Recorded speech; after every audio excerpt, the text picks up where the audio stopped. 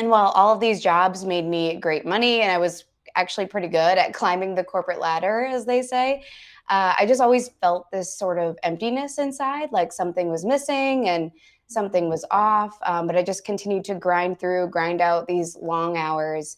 Um, and I followed that perfect formula of study hard, get into a good college, get a good job, make good money. You're supposed to be Mhm. happy, right? Like, Yeah.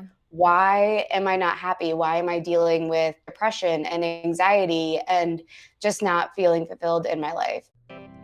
Hi, guys. I'm your host, Megan Van Dievender, and this is the Empowerhood Podcast.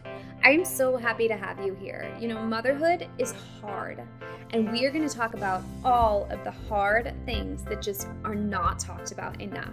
So, buckle up and enjoy this episode. All right, awesome. So, everyone out there listening in today, we have Grace Loney here, and she's going to tell us about her motherhood journey and being diagnosed with Hashimoto's disease. Am I saying that right, Grace? Yep, Hashimoto's. Hashimoto's. Okay. So, Grace, thank you so much for being here. I'm so excited to learn about this because I didn't know what it was until I met you. So, I think this is incredible that we're putting it out there today. Thank you so much for having me. I feel so grateful to have this opportunity, and it's been just great to get to know you and kind of deepen our relationship too. So it's been fun. Yeah, same. We go to the gym together, if anybody's wondering. So we sweat it out, usually at 8 a.m. on Thursdays. And somehow become friends while we're slowly dying, with our Oh, I see workouts. this girl in the corner doing ring dips and crazy like acrobatics, and I'm like, I want to be friends with that girl over there. Ditto. I see you with the kettlebells and same, same. So, Grace, why don't you start us off and tell us a little bit about you? Who is Grace? All right, cool. So, my name is Grace Loney. I'm a certified health or I'm a certified integrative nutrition health coach. Also, call myself a certified health nut, I guess.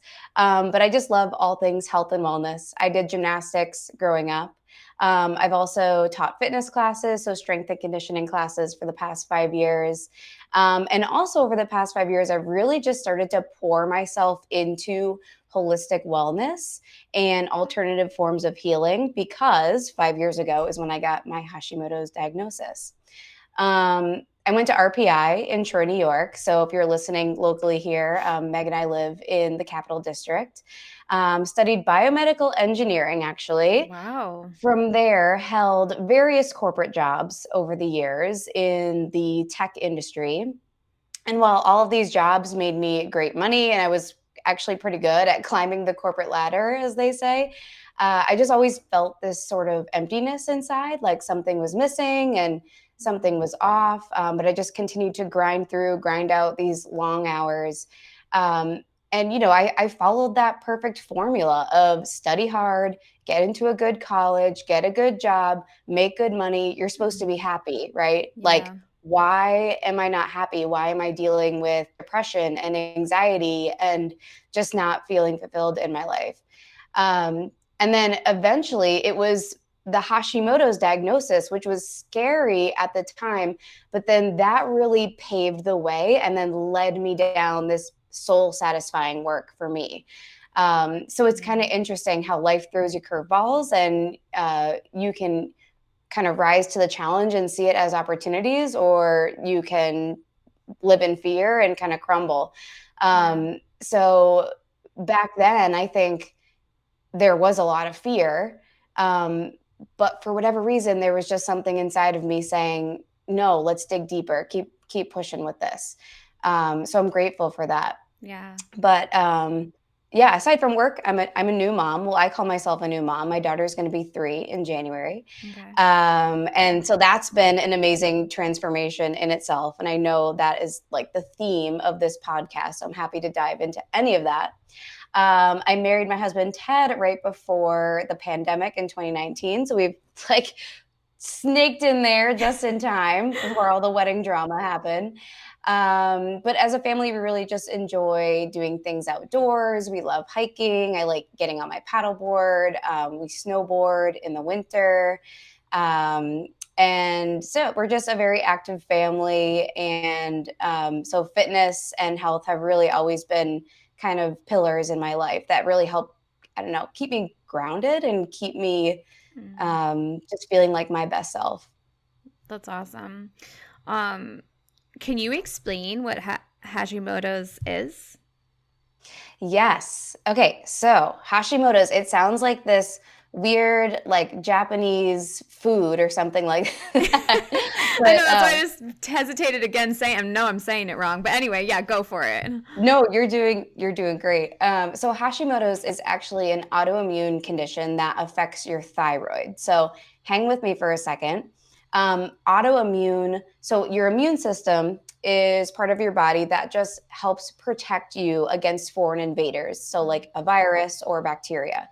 But autoimmune, auto means self. So your immune system is actually attacking yourself. So it gets confused and it starts attacking your own tissues in your body. Okay. So Hashimoto's is just specific to attacking the thyroid. And I remember when I was diagnosed, I was like, what is a thyroid? What, like, I have no idea what this is. I'm like, I know what heart is, I know what the lungs are, I know what muscles are, but what the heck is a Yeah. thyroid?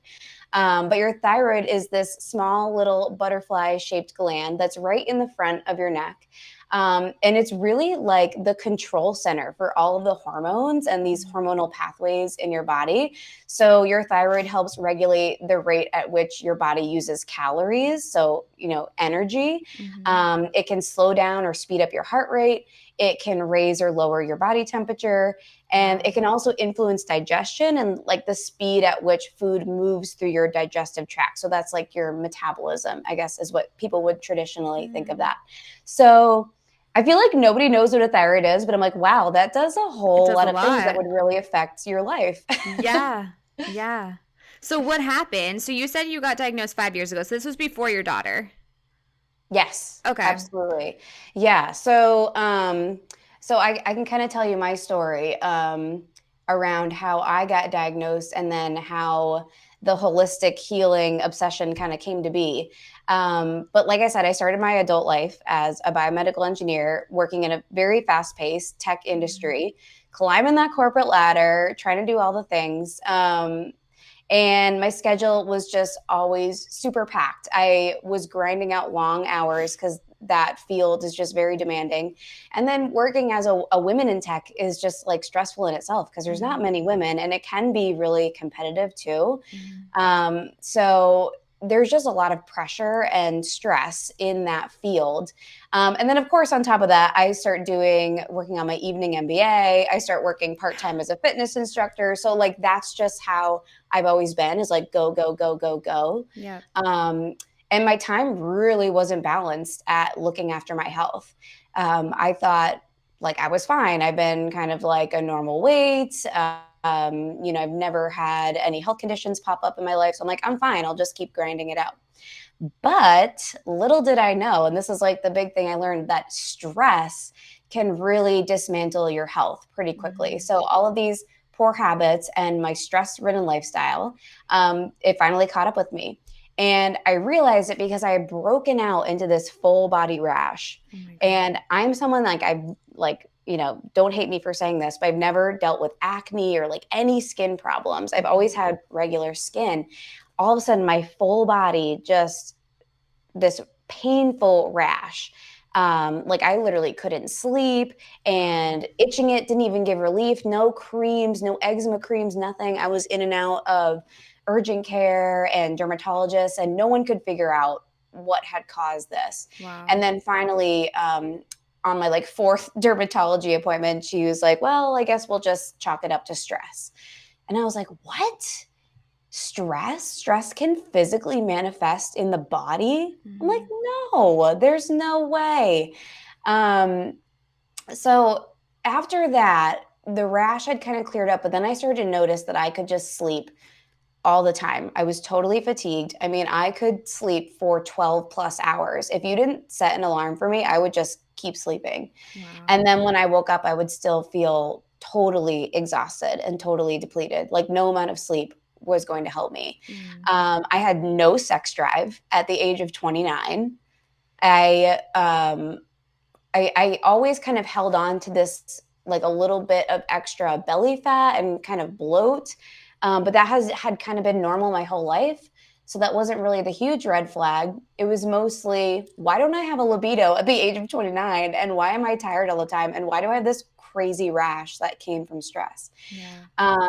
And my sister, oddly enough, had just been diagnosed with Hashimoto's. She was Oh. dealing with some of the very similar symptoms. And she had kind of started diving into it a little bit more, and we realized it was genetic. So I asked my doctor, I said, can you test me for Hashimoto's? I have a feeling I might have this too. And my doctor had no idea what it was. Oh my So God. don't feel bad for never having heard of it, because I had to educate her. And I said, okay, I need you to test me for a full thyroid panel. Make sure you test for my thyroid antibodies. And I gave her all of the actual names of like what I needed her to test for. And she was like, okay, okay. She was very, very supportive. And yeah, sure enough, the test came back and I was positive for Hashimoto's. Wow. And she was kind of, it was funny. I always tell the story, like she was kind of excited. She was like, guess what? You have Hashimoto's. And I'm like, this isn't fun news, but I guess we're excited to learn something new as like a physician. But yeah, it was kind of like a gut instinct. Once we had learned that my sister had Hashimoto's, I'm like, this has got to be it. This has got to Yeah. be it. That's And insane that she got diagnosed the same time as you. yeah, Like, was she literally. living a stressful lifestyle as well? Or, like, what caused hers to kind of flare up? Or is that like a thing? Does it flare up? Is it dormant and then happens? Or what happens with that? This is a great question. So yeah, obviously there is a genetic component to it. So like my uncle has Hashimoto's, my aunt does, my sister, I do. Um, and have you ever heard of the term called epigenetics before? Mm-mm. So No. it basically means that we have like way more DNA than is actually ever being expressed at one Okay. time. So we have this huge amount of DNA, but I don't know what the percentage, I could just be totally making this up, but like 15% of our genes are being used at one time, and the rest Okay. are kind of just hanging out dormant. Okay. Hashimoto's is one of those genes that's just kind of like hanging out, waiting for the perfect time to rear its head. Sometimes it never does, and then Okay. other times it's provoked. um, this is where you can get into like all of the root causes for Hashimoto's. So stress is definitely a big one. Okay. Um, if you ask my personal opinion, I think it's a perfect storm of triggers that cause this gene to rear its beautiful little head. Um, so I think stress is a big component. I think nutrition, so your gut health. If you've Mm. ever heard of a term called leaky gut, a lot of people that have Yeah. Hashimoto's also have leaky gut. Okay. So that leaky gut causes systemic inflammation. And when you Mm. have systemic inflammation, that's when your body gets confused and doesn't know what to attack. So it's like, Okay. oh, well, this thyroid protein looks a lot like gluten. So let's just attack that too. Um, but yeah, stress, viruses, mold exposure, any kind of toxic Hmm. exposure, heavy metals, basically like the world we live in. Like we live in a Yeah. very toxic world now, and it's sad to say, but we have to be really careful and judicious about the products we bring in our home, the clothes we put on our bodies, even the things we consume with our mind, the Yeah. books we read, the TVs we watch, the podcasts we listen to, like everything can kind of have this toxic influence in our life. And so, yeah, it's kind of like this perfect storm of things that can trigger Hashimoto's. And so, my sister, she's lived in New York City since she was 18, and so you can just imagine the level of stress it Yeah. is to live in the New York City in general. And she's Right. an artist, um, and so just I think that grind of making art and trying to make a living for yourself, being in New York City, who knows if she had picked up mono or Lyme or some other virus that could be inside. Yeah, so it could be um, a whole host of things, which makes it really tricky. Yeah. um, but I think for me, it was definitely stress. It was definitely poor diet, leaky gut. And now, having gone down this road a little bit longer, I'm pretty sure parasites or some sort of like microbe overgrowth has also contributed to this as well, which I'm working with my functional medicine doctor on. Okay. Parasites are just like a whole that is just a hard game to play because parasites like to hide. They don't like to come up positive on tests, even if you get like really Yeah. extensive tests. So you have to really work with someone experienced to work with that. But yeah, that is how I came to the diagnosis. Wow. And what happened first was, my primary was excited that she had figured out we had Hashimoto's. She sent me right to the endocrinologist, which everybody goes right to their endocrinologist. And my numbers weren't crazy high, and I was mildly symptomatic. Like I could still get through my day. I wasn't bedridden. I wasn't, like desperate for a tool at this point, but I was concerned that something was off and that I didn't feel like myself. Yeah. But my doctor wanted to just put me on thyroid medication right away. Yeah. And I said, okay, well, can I take it for a day or two and see how I feel? And then if I don't like it, I can just go off. And he goes, oh, no, you got to be on this for 6 weeks minimum. And it takes a long time to balance out how much hormone you need and all this stuff. And I was like, okay, whoa. Before we go down this path, can I try some lifestyle things like going gluten-free and stress management and whatever, to see if I can manage this naturally? And he explained to me, he's like, well, this thyroid medication has been around since the 1960s because it's literally the best solution out there. It's the only solution if you're hypothyroid. But, if you do want to try this holistic approach, then I'm supportive. Just like keep me posted because I'm genuinely interested if going gluten-free, for example, helps you. Okay. And I was like, okay. And I couldn't run out of there fast enough. I was like, get me out of here. Think about it. I was 29. And I knew that going on that medication was going to be a long-term thing. And I had already read about it before I went to that appointment. And basically, you get put on Hashimoto's medication, you're on it for life. Yeah. You take that pill every single day. And I'm like, golly, I'm 29. I think I'm over here. Like I'm healthy. I'm working out all the time. I think I'm doing the right things, but I'm supposed to be on a medication for the rest of my life. Yep. That was a shock. And that was kind of enough to shake me and wake me up and have that moment of clarity. Like I've got to make some changes here. Like I've got to look at my lifestyle habits and look at what I'm eating and look at my schedule and how I'm managing my stress and all of that. And so I've never been back to the endocrinologist since. Since then, like we talked about, I've had a baby, so I got pregnant naturally. And I was able to sustain healthy thyroid levels throughout the pregnancy. My baby is healthy. She's little Spitfire. We talk about this a lot at the gym too, but because we both have girls, but she's just like full of life, full of energy. So there's definitely no Hashimoto's going on over there. Can a kid have Hashimoto's? So a child can get it?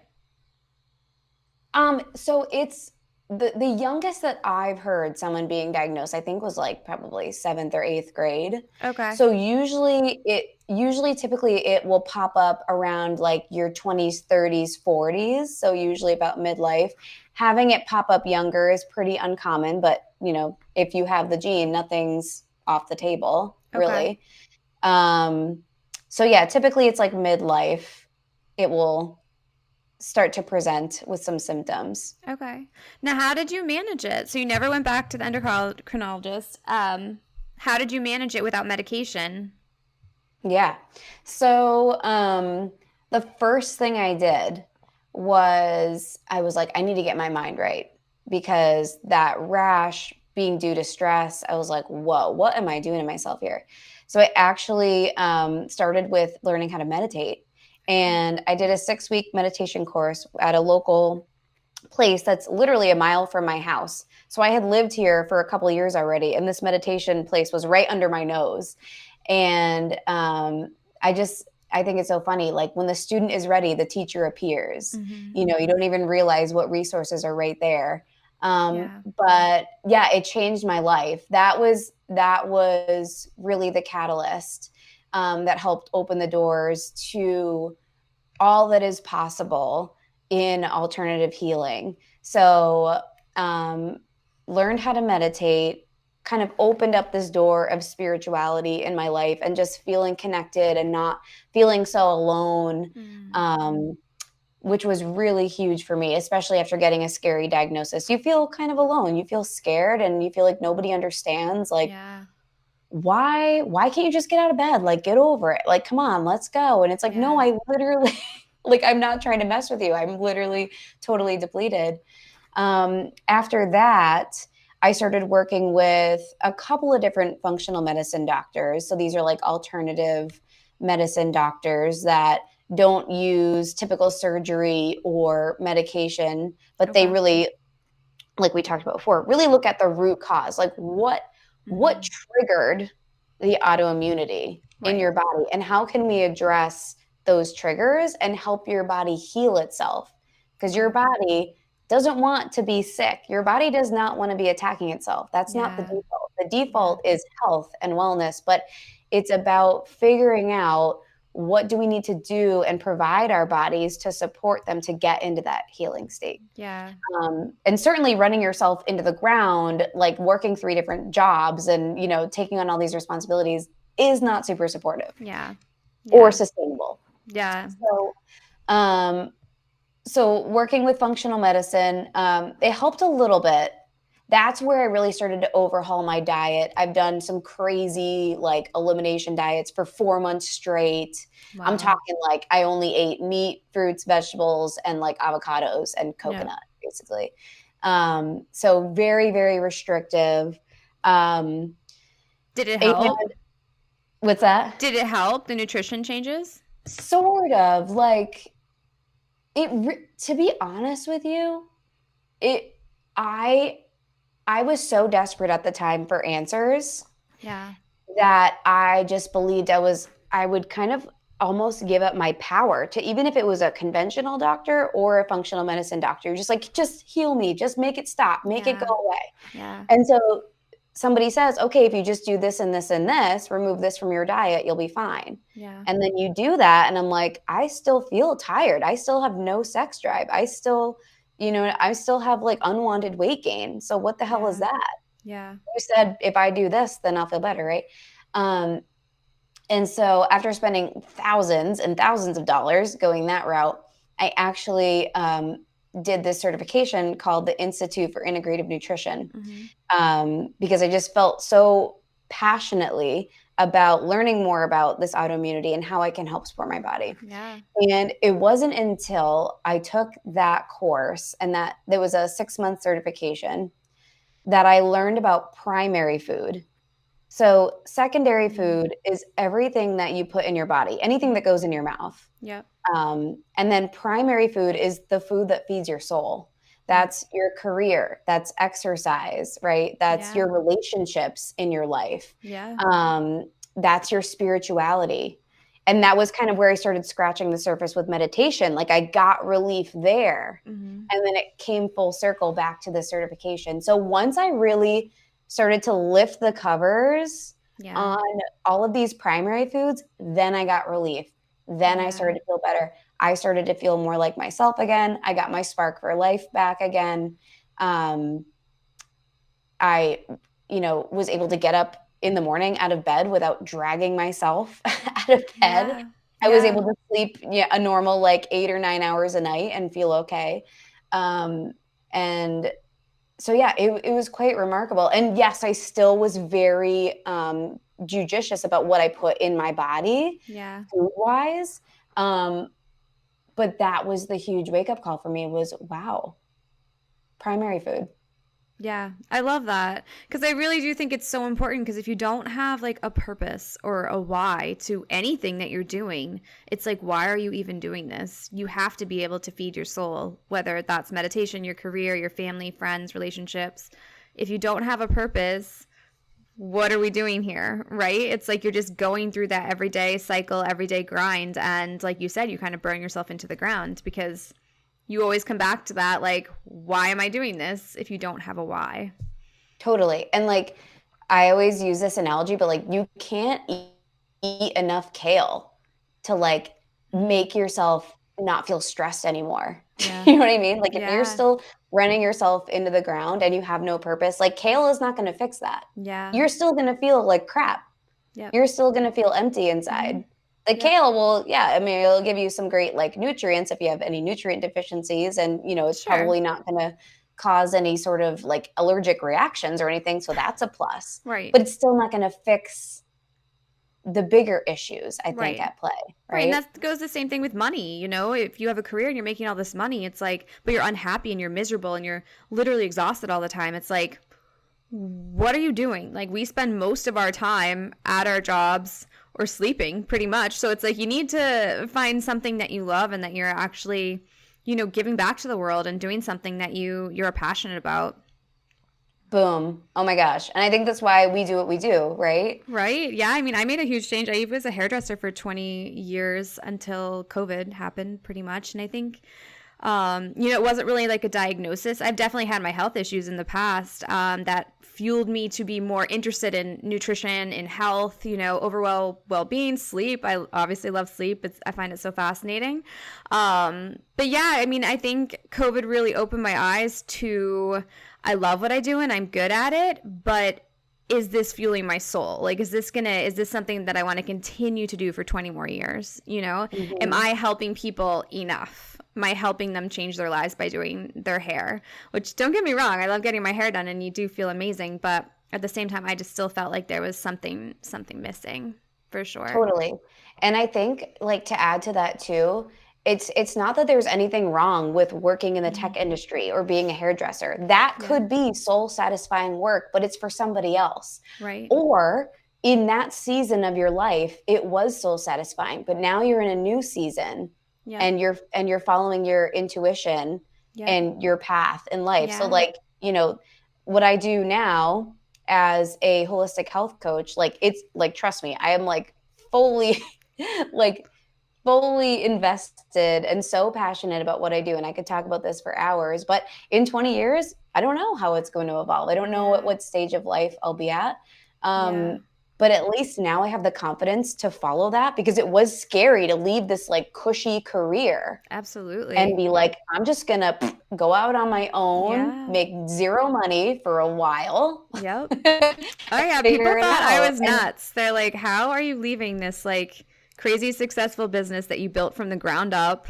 I'm like, "Well, I can do it again and it's going to make me happier in the long run, you know?" And do you look back and are like, "Oh my God, I have grown so much since I left mm, that cushy job?" Because it's like, yeah, it was cushy, but at the same time, were you getting outside your comfort zone? Were you literally walking around like scared shitless, as like Catherine said, you know, like putting yourself out there and like growing every single day? And I think that's the thing about not knowing what the future brings in different seasons. It's like, we're supposed to change, we're supposed to grow daily. You know, that's us learning from our mistakes and, you know, getting better and just continuing to want to learn and like soak up all the resources and everything around us to help more people.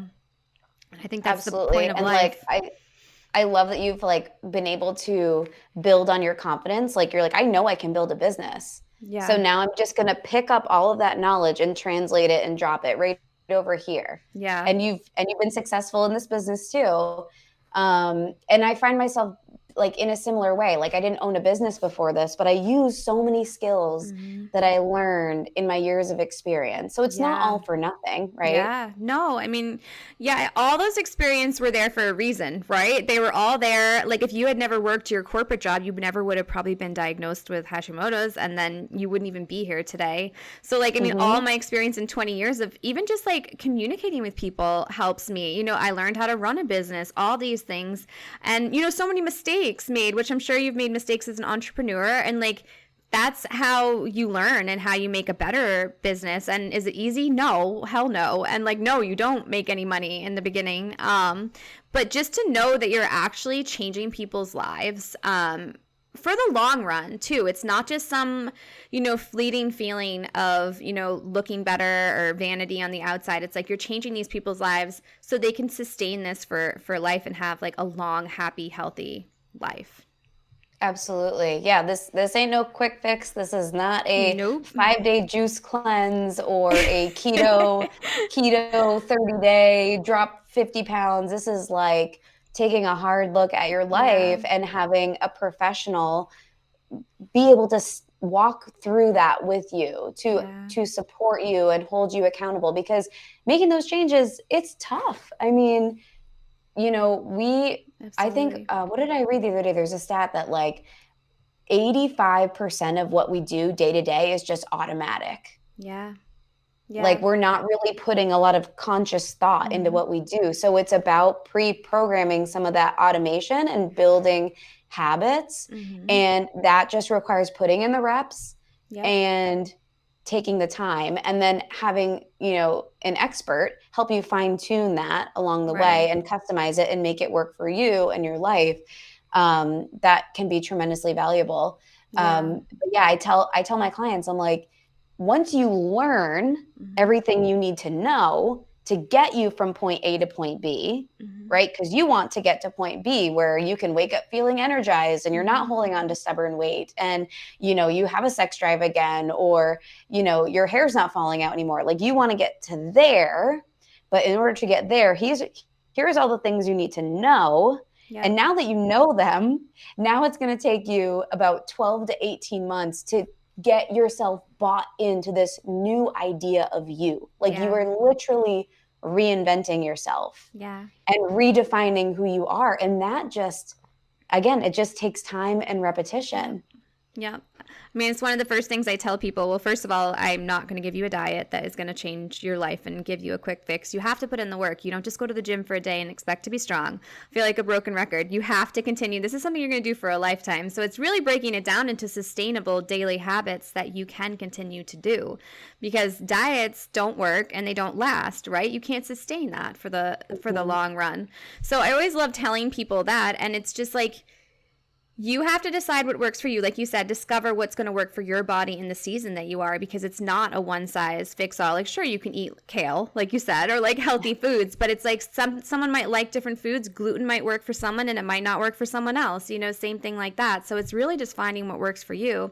And having a coach is, I think, the coolest thing, because it's like someone making sure that you're going to keep showing up doing those things. And it's hard for adults because we have so many bad habits and ingrained habits that we have done our whole entire lives. Like, I work with children and I work with adults, and children can learn a new habit in about 3 days. Isn't that crazy? Wow. But they don't have bad habits, especially as babies. Like, they're just like little sponges. And adults, like you said, it can take a year, 6 months, a year to really have that habit so ingrained that, it's like brushing your teeth. You don't even like think about it and you go on autopilot Exactly. and you It perform becomes it. who you are. Like you Yes. are this Right. new person now. Right.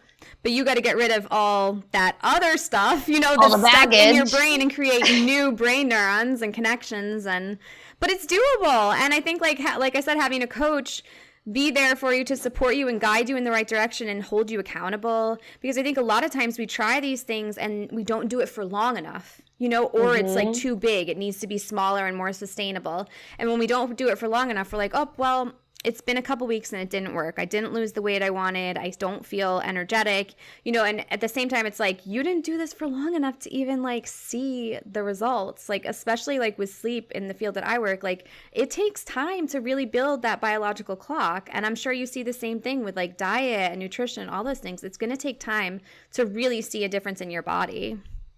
Absolutely. Yeah, I mean, I'm just like eating up this whole conversation. This is Are we going on a rant right now? Yeah, no, I love this. I love it so much. Because, and I feel like part of it too is like a lot of people don't know what health coaches do or what it is. So I'm Mm, glad that we're getting into this and why it's beneficial and how we can help support in all the many different ways that we can. And and just knowing that, not to be scared of making all of these big changes, knowing that someone's going to help you make those baby steps, putting one foot in front of the other, doing those small, sustainable changes. What is the quote? It's like, I feel like I'm quoting a lot of things, but it's like those like little minute 1% changes over time Yeah.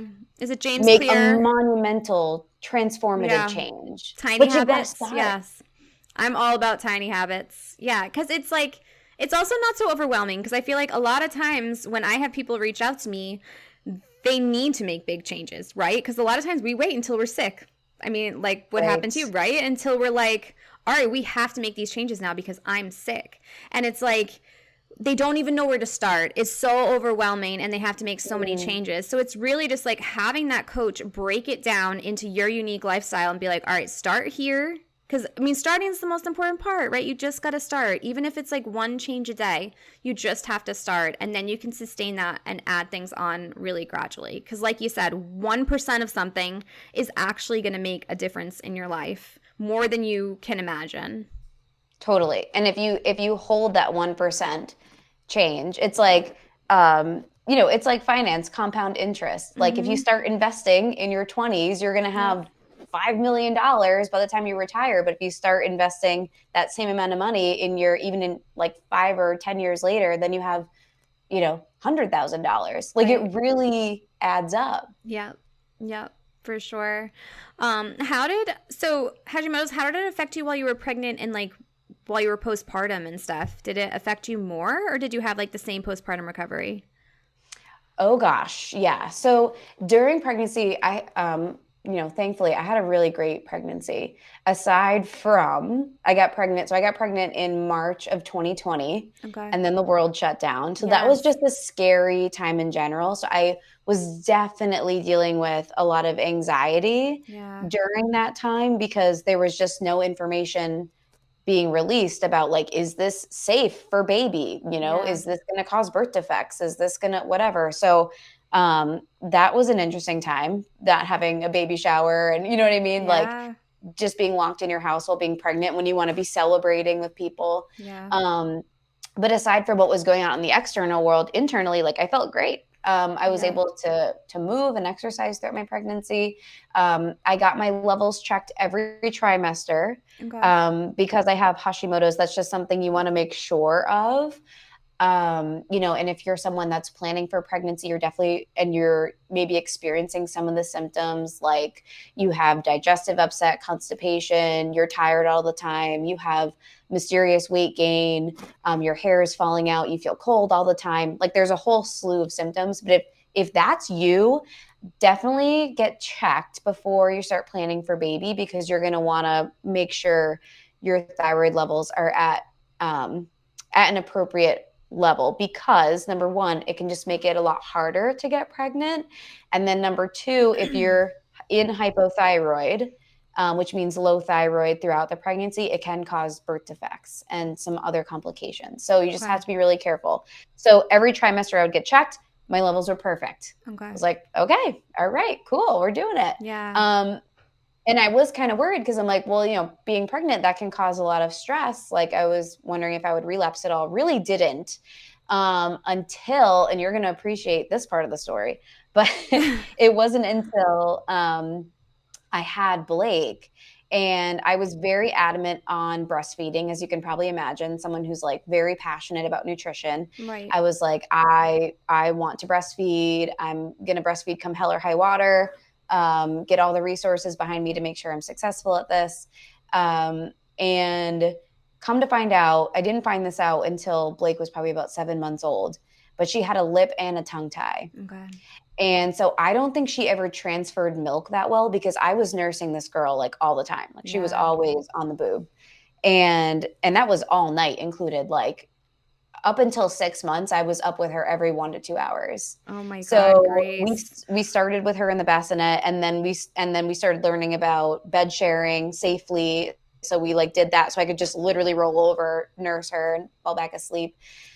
So that helped a little, but man, by 6 months, I was a shell of a human Yeah. being. Yeah. And so that really spiraled me back into like full fledged Hashi flare. Yeah. So that sleep deprivation, which I know you can totally appreciate, like sleep Yeah. is such a foundation. Yep. And like, I'm in this new season of life. There's not much I can do about it. And it's COVID. I can't really get support. It's not like I can hire a night nurse to like come Right. in and help me. You're kind of just on your own. My parents and Ted's parents lived far. We really don't have any family in this area. So we were just grinding through. And on top of that, Blake refused to take a bottle. Okay. So Oh my Ted couldn't gosh. help with any night feeding. Yes. So there's like things are just like stacked. But here Yeah. again, here's the universe. Like you need to go through this so that you can use this experience, to kind of walk yourself back out of Hashimoto's Yeah.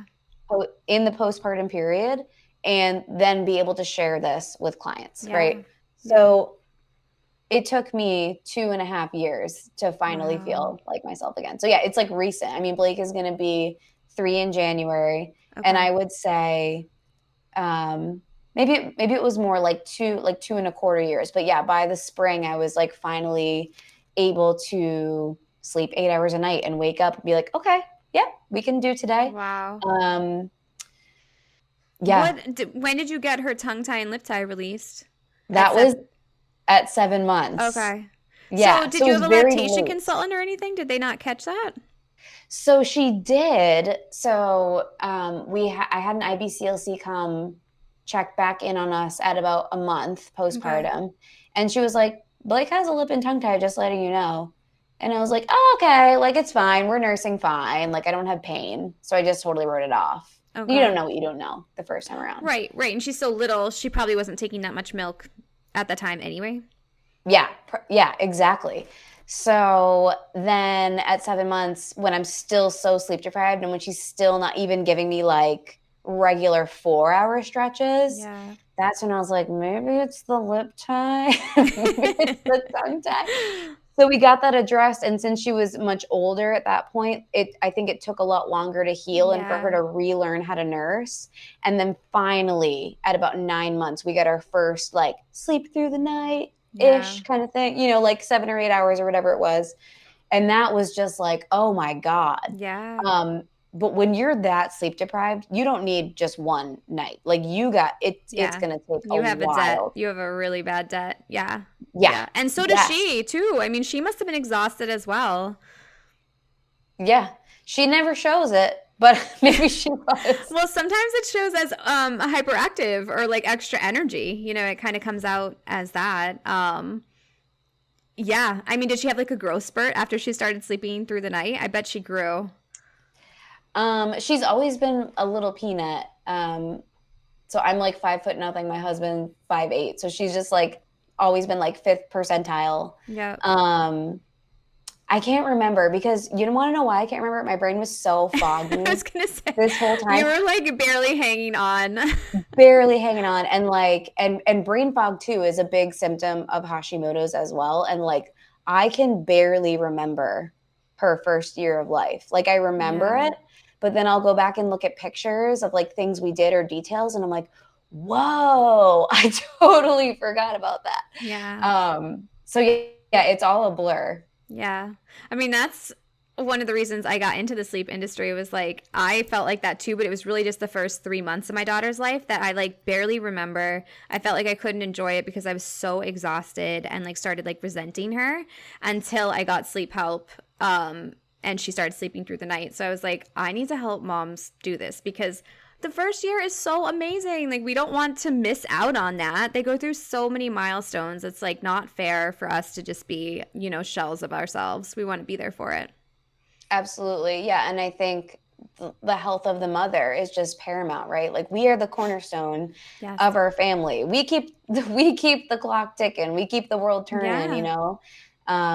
And it is unfortunate that I feel like in this country, women don't get a lot of support, especially postpartum. So Yeah. I'm grateful for people like you that do the work that you do and make yourself available because it's I I mean, some people are just desperate for that Yeah. help and Well, it kind of goes the same way, like, as I said, with health coaching, like, a lot of times we don't reach out until, we're sick, right? It goes the same with sleep. It's like a lot of times I don't get moms, really until they're so sleep deprived that they can't even like function correctly anymore. And they're actually like nervous about being around their baby.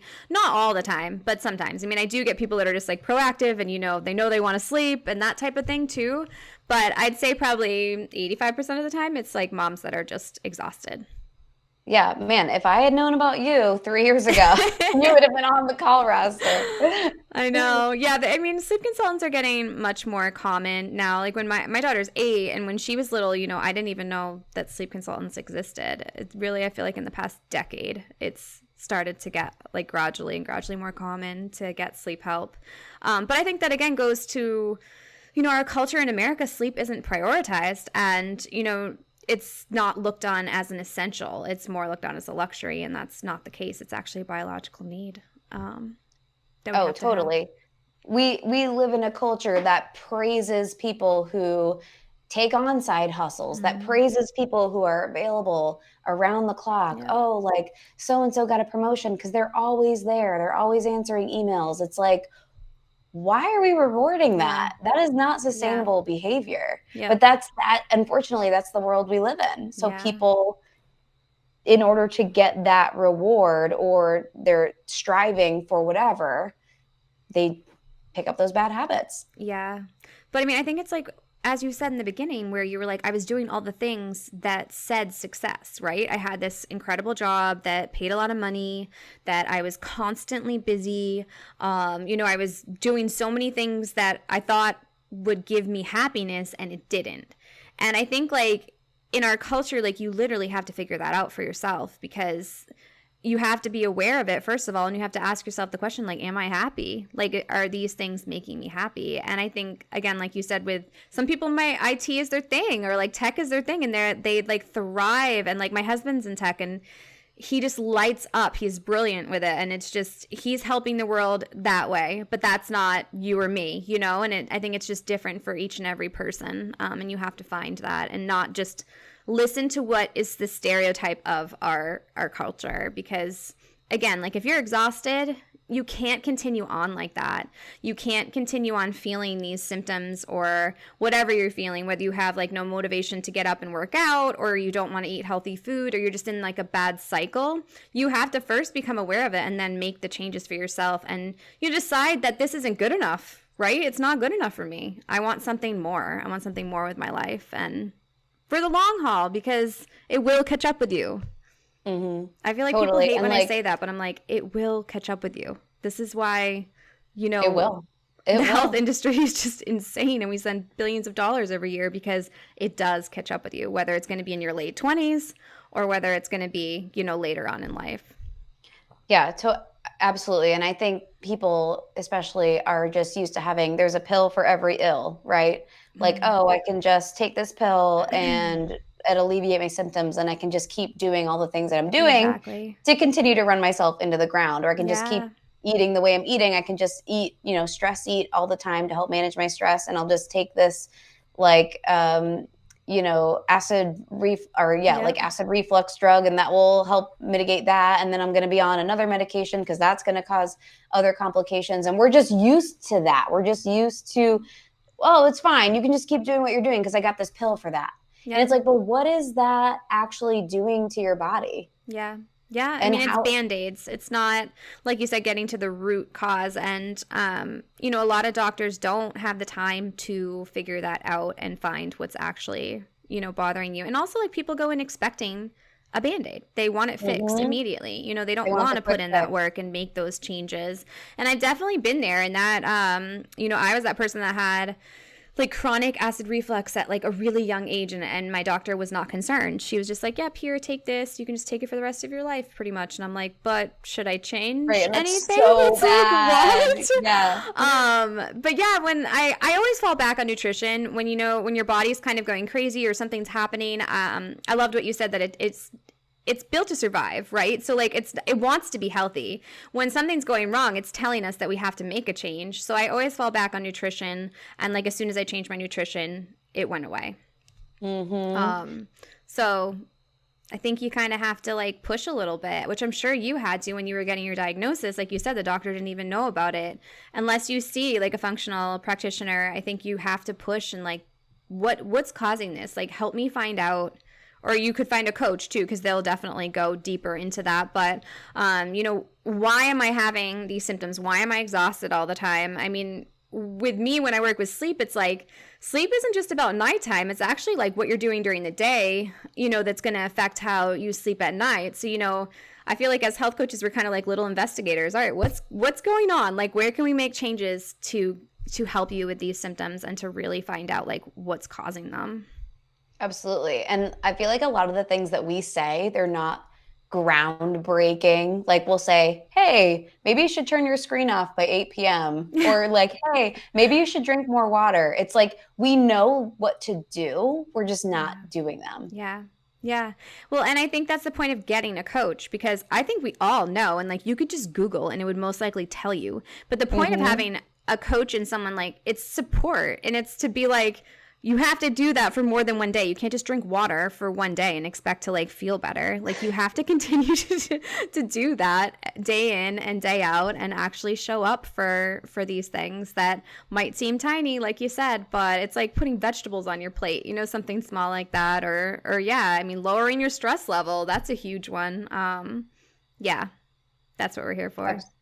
Absolutely. And like this stuff works because look at you. You're happy running a thriving business. Right now I would describe myself as having a pretty balanced life. So Yeah, I'm able to be a mom and show up for a mom in the way that I want to. yeah, I'm able to be an entrepreneur. So I can balance time with my family, my career, my self-care, yeah, which wasn't there before. yeah, Being able to have the time to cook and prepare food for my family.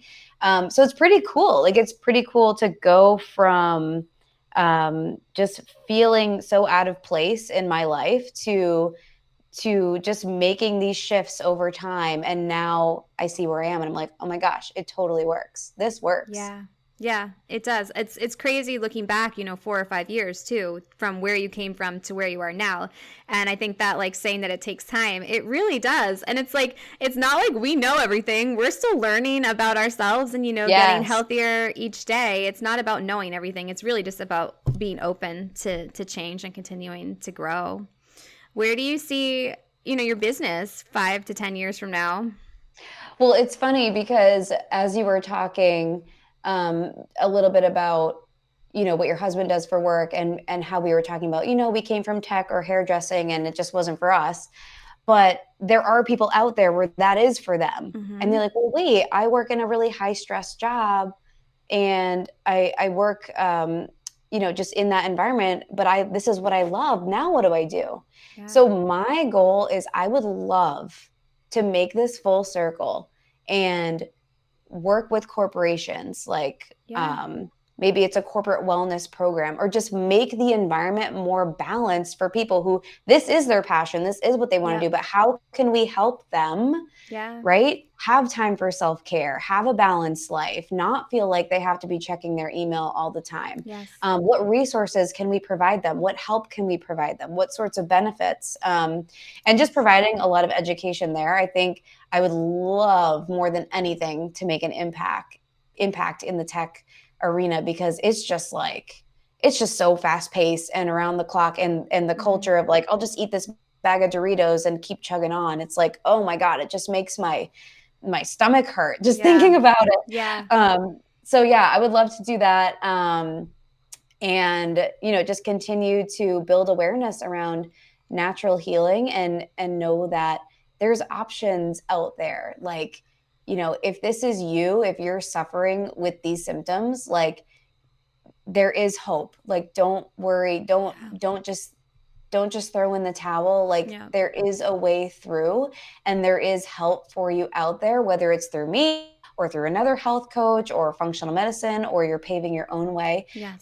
But I just want people to know that there's options. So the more I can help spread that message, be it through corporate wellness programs Yeah. or just doing other kind of global talks out there. That's where I see myself going. I know it's hard for me not to set my ambition so high because that's kind of how I'm wired. So I'm going to have to balance that and make sure I still live that balanced life by not trying to push and burn myself out again. But it's hard when you're so passionate about something to like restrain that excitement, you know? Yep, for sure. I also think that's like the entrepreneur mind too. It's just we're dreamers, right? And we have all these big dreams, but we have to kind of rein it in and, you know, take action in small steps. But I think that, I mean, that sounds amazing. I love the corporate route absolutely. too. I'll remind myself of that. The corporate route is awesome. I've definitely been trying to get my foot in the door on that just to have their employees, you know, supported with sleep because I don't know how many people show up for work tired every day. You know, billions of dollars are lost to companies, you know, from unproductivity because of sleep debt. So I love that. That's awesome. And yeah, I mean, getting the word out, like how can we help get the word out more? You know, just talking about Hashimoto's, or what's a good way to spread awareness? Oop, did you hear me? Yeah, I was thinking about this. Oh yeah, sorry. I think it broke up a little bit. I'm not sure if it was my internet or yours. But I've been thinking a lot about this, about how to spread awareness. And again, like people suffering from a thyroid condition, like are just out there feeling so alone. They're getting gaslit by their doctors. They're getting gaslit by their family or friends that don't understand what they're going through, or, you know, why can't you just lose weight? Why can't you just, you know, buck up, eat less, exercise more, get over it. You'll be fine. So oftentimes, like, if you have Hashimoto's, you just feel so defeated and you feel so alone. So, I mean, podcasts like this are great. So thank you so much for doing what you do. And, you know, if anyone out there is feeling these symptoms, or you know someone that could be going through this, feel free to share this message, you know, because that's how we get the word out, is we're just open and honest about what we're going through, and not just continuing to grind through. And reach out for help when you need it. Yeah, that sounds great. I also think like it's not normal to feel that way. Like I think a lot of times in America too, we think it's normal to be tired, to, you know, not have a libido, and like, you know, not eat healthy and then still feel like crap, and like they think it's normal, but you don't have to feel that way, right? There's a choice. Same thing with like sleep. Like there's a choice. You can make changes, and there's hope. Like you said, it can work. Yeah, absolutely. Yeah. Yep, I agree. Where can we find you, Grace? So you can find me. So I'm on Facebook and Instagram at Gracefully Holistic. You can also learn a little bit more about me on my website. It's just gracefullyholistic.com. And I also run free 5-day challenges. So this is where you really get a chance to kind of try on some of these lifestyle habits that help Hashimoto's healers feel better and get relief. And so my next one coming up is December 11th through the 15th. So depending on when the episode airs, you guys might be able to catch that one. If not, we'll definitely do one again sometime in late January. So that's a great way to just get a taste for what I do if you're at all curious. But if not, you can just head to my website and grab a free consultation too. That's awesome. Thank you so much. So yeah, I'm going to link all that below. So everyone check Grace out. She's incredible. And yeah, thank you so much again for being here. This was so much great knowledge. I'm excited to share it. I was so jazzed by this conversation. We need to have more like this. Thank you so much for tuning in today. Empowerhood is brought to you by Flourish Everyday Coaching. Check them out in the link below. And again, thank you so much for being here. We really appreciate it. If you could take 60 seconds of your time and leave us an Apple review, this helps share the news about this podcast and help women all over the world. If you want to see the video version of this podcast, you can go to our YouTube channel and subscribe there. Thank you so much, and we'll see you at the next episode.